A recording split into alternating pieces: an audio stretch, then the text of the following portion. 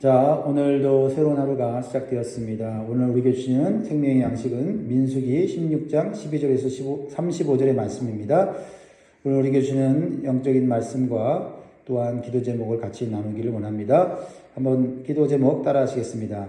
내게 주신 일을 소중히 여기게 하시고 남과 비교하여 욕심을 부리지 않게 하소서.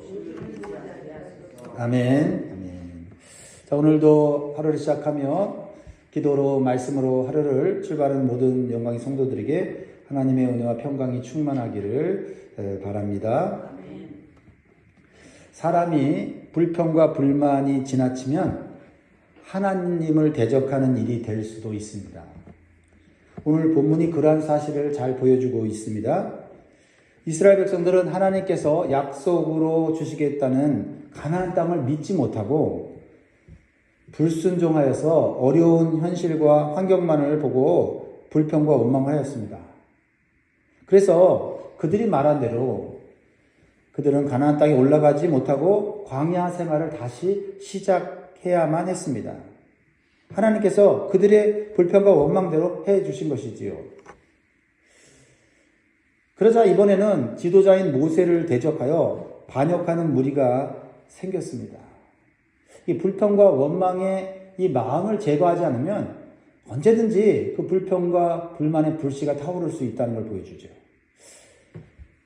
지도자인 모세에 대해서 불평하고 원망했던 자들은 고라와 그를 따르는 무리들이었습니다. 고라가 주동자였는데요. 고라는 레위 지파 사람이었어요.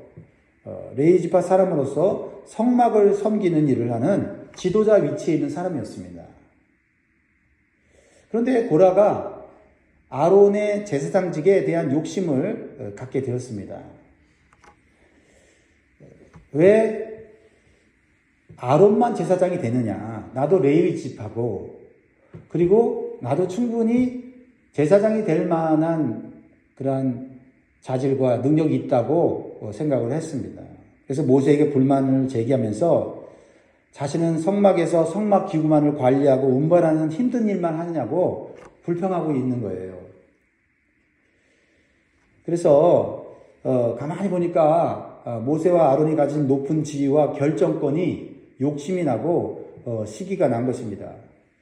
그런데 그들은 모세와 아론이 백성의 지도자로서 가지는 막중한 책임감과 무거운 짐을 깨닫지는 못했던 것 같습니다. 겉으로 보기에 좋은 것만을 취하려는 욕심이었죠. 왜냐하면 사실 모세가 가진 이 지도자의 위치와 결정권은 대단한 거였습니다. 200만이 넘는 사람들에 대한 이 권위와 결정권은 정말 하나님이 주시는 그러한 결정권과 권위였기 때문에 모세의 말을 하나님께서 책임져 주셨죠. 하지만 사실 모세가 하나님 말씀을 전할 때, 좋은 것을 전할 때는 기뻤을 거예요. 즐거웠을 거라고요. 홍해가 가로막혔어요. 홍해가 갈라집니다. 그리고 홍해로 건너가라고 할 때 이 이스라엘 백성들에게 선포할 때 얼마나 기분이 좋았겠어요. 그런데 하나님께서 말씀하신 것을 또 말할 때 힘든 말, 자기 자신이 하기 어려운 말들도 있어요. 가나안 땅에 너희들은 못 올라간다. 광야에서 40년 동안 방황해야 된다. 이거 모세의 결정 아니고 누구의 결정이에요? 하나님의 결정인데 모세 이불을 통해서 얘기를 해야 되는 거예요. 그랬을 때 분명히 백성들의 불만과 불평이 나올 것을 알고 있음에도 불구하고 할 수밖에 없는 것이죠.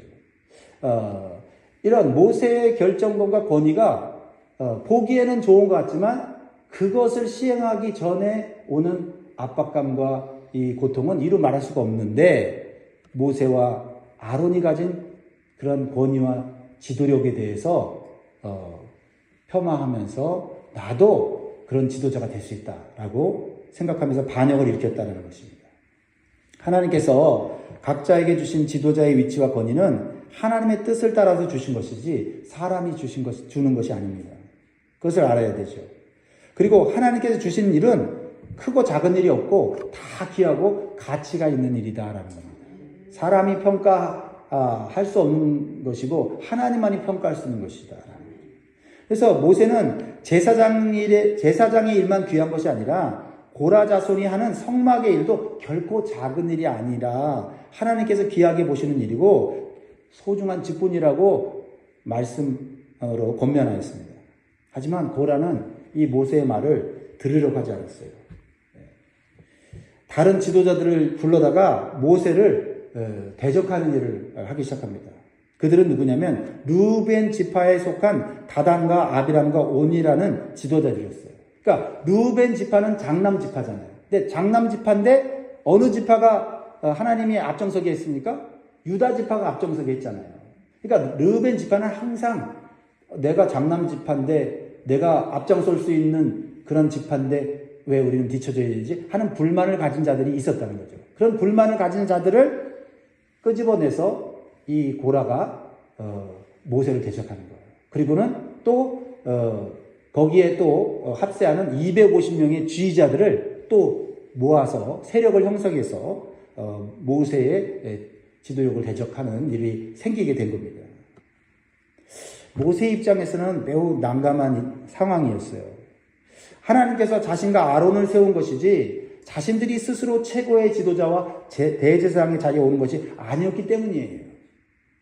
모세도 처음에는 몇 번이나 거절한 지도자의 자리인데 하나님께서 증거를 보여주시면서 하라고 하셔서 순종한 것을 이들은 스스로 왕이 되려고 한다고 오해하고 비방하고 있는 것이지요. 그래서 모세는 처음에는 주동자들을 불러서 대화와 권면을 하려고 했어요. 그들 중에 다단과 아비람을 성막으로 불러서 그들에게 대화로서 이 문제를 해결하려고 했는데 그들은 모세를 거역해서 모세가 부르는데도 올라가지 않습니다. 이게 12절이에요. 12절. 같이 있습니다. 모세가 엘리야의 아들 다단과 아비람을 부르러 사람을 보냈더니 그들이 이르되 우리는 올라가지 않겠노라. 모세의 권위와 모세의 지도력을 인정하지 않겠다는 거죠. 그들의 태도는 자신들도 최고의 지도자가 될 수 있는 자격과 능력이 있다고 생각했기 때문에 지금 올라가지 않고 거부하는 겁니다. 근데 그들의 태도는 꼭 뭐와 같냐면 가데스 바네에서 10명의 정탐꾼의 부정적인 말을 듣고 가나안으로 올라가지 않는 그러한 불순종의 모습과 비슷한 모습을 보여주고 있어요. 그런데 그들은 거기에 모세를 매우 분노케 하는 말까지 하였습니다. 모세를 상처 주는 말을 하죠. 그들이 한 말은 매우 충격적인 말이었어요. 심지어는 하나님을 대적하는 말과 거짓말로 꾸며낸 비방이었습니다. 자, 13절, 14절 보세요. 네가 우리를 적과 꿀이 흐르는 땅에서 이끌어내어 광야에서 죽이려 함이 어찌 작은 일이기에 오히려 스스로 우리 위에 왕이 되느냐. 이뿐 아니라 네가 우리를 적과 꿀이 흐르는 땅으로 인도하여 드리지도 아니하고 밭도 포도원도 우리에게 기업으로 주지 아니하니 네가 이 사람들의 눈을 빼려느냐. 우리는 올라가지 아니하겠노라. 가나안 땅에 올라가지 않은 것은 그들의 불순종 때문에 못 올라간 거고 광야로 돌아가게 된 것은 하나님의 결정인데 모세가 무리들을 광야에서 죽이려고 한다라고 비방하고 있다라는 것이죠. 겉으로 보면 그렇게 볼 수 있죠. 모세가 당신들은 이제 하나님의 명령을 따라 다시 광야 생활을 하고 훈련 받아야 됩니다. 하니까 모세가 결정한 것처럼 보여요. 그런데요, 그들의 말 가운데 해서는 안 되는 말을 하고 있는 걸 보게 돼요. 이것은 정말 하나님의 말씀을 소중히 여기는 자와 소중히 여기지 않는 자의 모습이 분별되는 거예요. 자, 여기 보세요. 13절에 보면 네가 모세죠. 모세가 우리를 적과 꿀이 흐르는 땅에서 이끌어내요. 모세가 어디서 이끌어냈습니까? 애굽에서 이끌어냈는데 애굽을 뭐라고 표현하고 있어요? 적과 꿀이 흐르는 땅에서 이끌어냈다고 말하는 거죠. 그러니까 이들의 이 관점과 생각이 모세의 관점과 생각, 즉 하나님의 관점과 생각과는 전혀 다른 모습을 갖고 있다는 거죠. 자, 적과 꿀이 흐르는 땅이라는 것은 하나님만이 하시는 표현이에요. 뭐요? 하나님이 약속하신 가나안 땅만이 적과 꿀이 흐르는 땅이라고 표현했는데 그들은 애굽도 적과 꿀이 흐르는 땅이라고 말하고 있죠. 그러니까 그들은 전혀 하나님을 두려워하거나 하나님의 말씀은 중요하지 않아요. 오직 내가 남들보다 높은 자리에, 지도자의 자리에, 그리고 마음대로 내가 어떤 것을 결정하고 선택하는 그런 위치에 있는 것만을 지금 원하는 거예요. 그래서 서슴없이 애굽 땅을 젖과 꿀이 흐르는 땅이라고 얘기해요. 그러니까 그들이 말하는 젖과 꿀이 흐르는 땅은 육신적인 만족과 배부름을 주면 거기가 젖과 꿀이 흐르는 땅이다라는 거죠. 그렇죠? 모세가 말하는 젖과 꿀이 흐르는 땅은 하나님 말씀에 순종하여 하나님이 복으로 주신 땅인데 그들은 내 배만 부르면 돼. 내가 먹고 싶은 거 먹으면 나는 거기가 젖과 꿀이 흐르는 땅이야. 이렇게 말하고 있는 거죠. 이건 인본주의적 사상 아닙니까? 오늘날에도 하나님을 섬긴다고 말하는 사람들 중에 하나님이 내가 원하는 거 채워주지 않고 내 배 배부르게 안 하면 나 그 하나님 안 믿을 거야. 나는 다른 하나님 믿을 거야 라고 말하는 자세로 종교적인 신앙생활 하는 사람들이 있단 말이죠. 하나님 잘 믿는 것 같지만 언제든지 하나님이 자기가 원하는 거 안 주면 나는 애굽으로 돌아가겠다. 이런 사람들이었다는 거죠. 그런데 그들은 모세를 오히려 뭐라고 말해요? 왕노릇 하려고 헛된 공약을 해서 애굽에서 끌어내갖고 가나안 땅으로 들어가도록 인도하지도 못하고 자기들에게 밭도 포도원도 주지 않으면서 왕노릇만 하려고 지금 모세가 하고 있다라고 거짓으로 비방하고 있다는 거죠. 그래서 심지어 뭐라고요? 사람들의 눈을 빼서 이 모세가 백성들을 속이고 있다는 거죠. 눈을 뺐다고 하는 건 뭐예요? 사람들을 허황된 꿈을 꾸게 해갖고 사람들을 어둡게 해서 마음대로 좌지우지하고 자기 마음대로 하려고 한다고 하는 그 얘기죠. 모세가 정말 그랬다면 모세가 하나님의 징계를 받았을 거예요. 자, 여러분들이 이렇게 모세처럼 비방받고 거짓으로 모함받는 상황이라면 어떻게 하겠어요? 일단 감정이 상하겠죠. 그리고 거짓으로 비방할 때 분노할 수밖에 없죠. 그러면 내가 가진 권세와 힘을 사용해서 어쨌든 그 문제를 해결하려고 할 수 있겠죠. 여기서 참된 지도자와 가짜 지도자의 모습이 드러난다라는 겁니다. 하나님이 세우신 지도자와 자기 스스로 지도자의 위치에서 자기 마음대로 하는 사람과 그것이 구별되는 거예요. 모세는 너무너무 화가 났어요. 그러나 그들에게 감정적으로 직접적으로 대응하기보다는 먼저 하나님 앞에 엎드려 호소를 합니다. 사람들에게 맞닥뜨리기보다 먼저 하나님께 엎드려요. 이런 얘기 듣고 15절. 자, 시작. 모세가 심히 노하여 여호와께 여짜오되 주는 그들의 헌물을 돌아보지 마옵소서. 나는 그들의 낙이 한 마리도 빼앗지 아니하였고 그들 중에 한 사람도 해하지 아니하였나이다 하고. 그러니까 모세는 억울한 상황에서 하나님 앞에 넙적 엎드려요.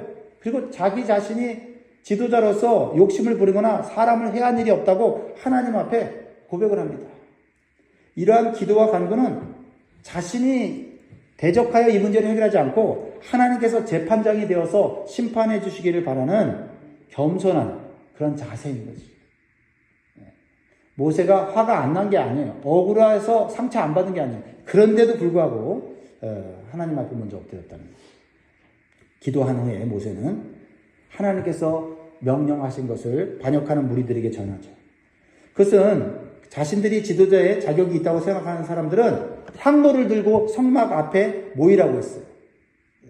자, 너희들은 그러면 너희들이 제사장의 그런 위치에 있을 만한 자격이 된다면 향로를 가지고 와서 회막 앞으로 다 모이라고 했습니다.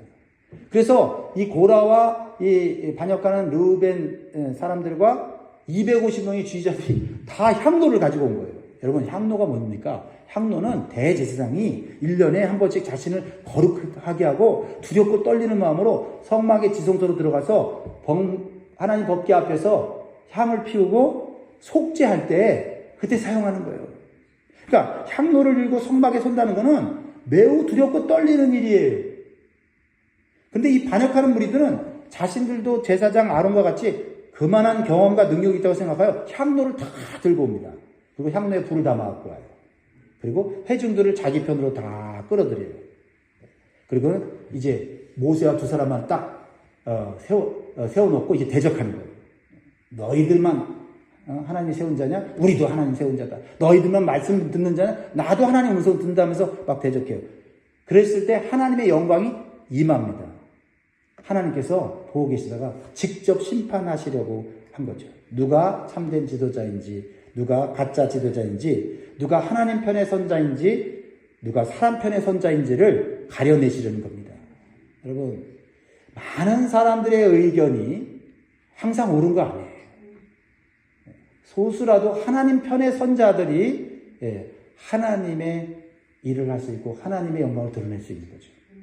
얼마나 무서운 순간입니까? 지금 모세와 아론은 둘이 이제 대적당하고 이제 반역당하고 지금 난감한 상황입니다. 그런데 하나님이 나타나서 하나님이 직접 해결하세요. 20절 21절 같이 있습니다. 시작. 여호와께서 모세와 아론에게 말씀하여 이르시되 너희는 이 회중에게서 떠나라. 내가 순식간에 그들을 멸하라 하노라. 자, 하나님께서는 모세와 아론만 빼놓고는 다 진멸하시겠다고 말씀하셨어요. 자, 여기서 하나님 편의 선자와 사람 편의 선자의 모습이 또 드러나요. 모세와 아론은 하나님께 또 엎드립니다.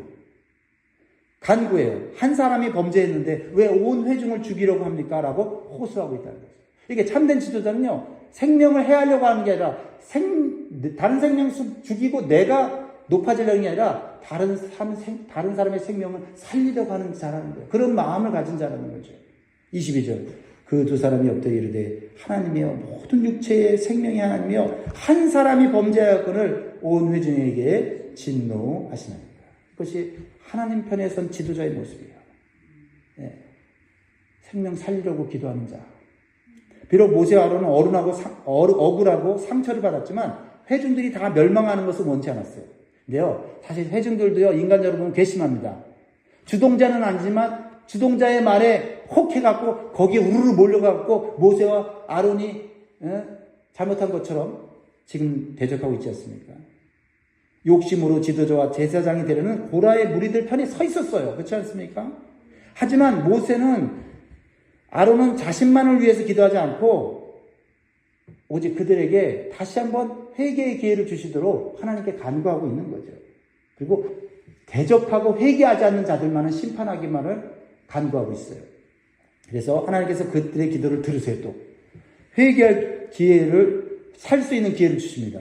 백성들에게 명령하라고 그래요. 24절.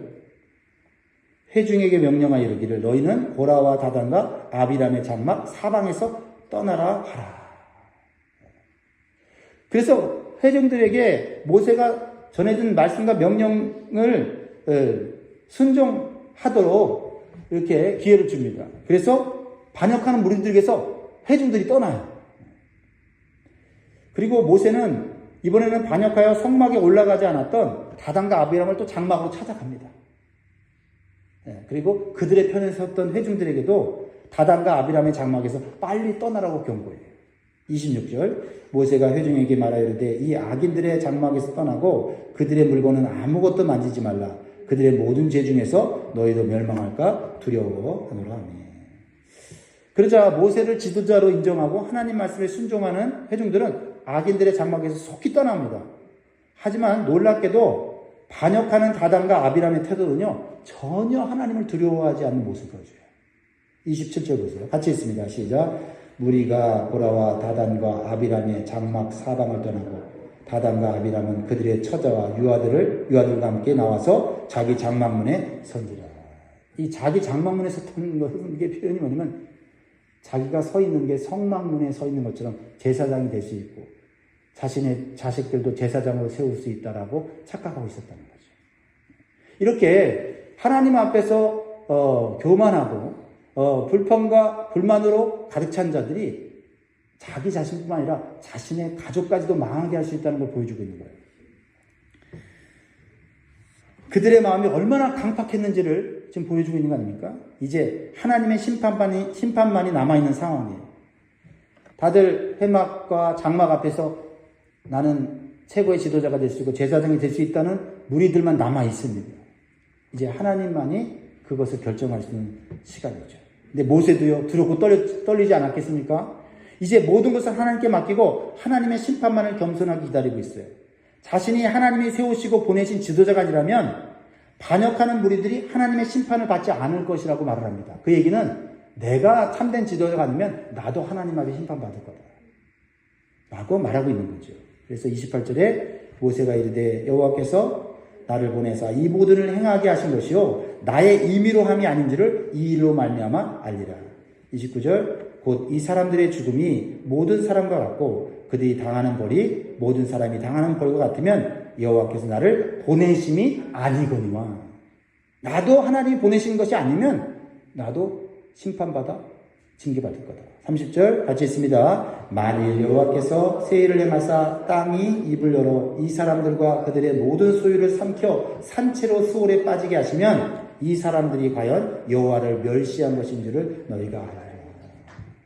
모세를 대적한 것이 하나님을 대적한 것이면 멸시한 것이면 그들이 멸망할 것이다 라고 말하고 있죠. 하나님의 심판의 결과는 어떻게 됩니까? 모세를 대적한 자들이 멸망당하게 되었다는 거죠. 어떻게 멸망당합니까? 너무나도 무섭게 심판받죠. 31절 그가 이 모든 말을 마치자마자 그들이 섰던 땅바닥이 갈라지니라. 땅이 그 입을 열어 그들과 그들의 집과 고라에게 속한 모든 사람과 그들의 재물을 삼킴에 그들과 그의 모든 재물이 산채로 수월에 빠지며 땅 위에 덮이니 그들이 회전 가운데서 망하니라. 그러면 향로를 들고 자신들도 최고의 지도자가 될 수 있다고 믿었던 사람들은 어떻게 됐을까요? 35절에 여호와께로부터 불이 나와서 분향하는 250명을 불살랐더라. 자신의 위치와 직분과 하나님의 일을 소중하게 여기지 않고 높은 마음을 품고 욕심을 부렸던 자들은 하나님의 불이 임하여서 죽게 되었다는 것은 우리가 얼마나 하나님의 일이 소중하고 귀한 것인데 함부로 그 일들을 대하거나 그 일들을 하찮게 여기서는 안 된다는 것을 보여주는 것입니다. 그래서 백성들은 너도 나도 무서워서 도망을 치죠. 34절에 주위에 있는 온 이스라엘이 그들의 부르짐을 듣고 도망하며 이르되 땅이 우리도 산길과 두렵다 하고. 사실 도망하면 안 됩니다. 모세와 아론처럼 엎드려야 돼요. 하나님께 엎드려서 살려달라고 해야 되는 것이죠. 회개해야 되는 것이죠. 말씀을 맺겠습니다. 사랑하는 성도 여러분, 사람은 누구나 불평과 불만을 가질 수 있어요. 그러나 그 불평과 불만이 지나쳐서 하나님을 대적하고 하나님의 뜻과 말씀을 멸시하는 데까지 가서는 안 된다는 겁니다. 다른 사람과 자신을 비교하고 욕심이나 시기심으로 자신이 스스로 높아지려는 생각을 버려야 됩니다. 하나님께서 은혜로 주신 것을 감사하고 자신의 위치와 역할을 직분을 귀하게 여길 때 하나님께서는 때를 따라 더욱 채워주시고 높여주시는 줄 믿습니다. 사람의 일이 아니라 하나님의 일이고 사람의 결정이 아니라 하나님의 결정이라는 사실을 우리는 기억해야 됩니다. 베드로서 5장 6절에 그러므로 하나님의 능하신 손 아래에서 겸손하라. 때가 되면 너희를 높이시리라. 하나님이 높여줄 때 높아지셔야 됩니다. 오늘도 겸손하게 나에게 주어진 일과 직분과 충실하여서 하나님께서 예비하신 은혜와 복이 우리와 우리 자손들에게 넘치기를 주의 이름으로 축원드립니다. 기도드리겠습니다.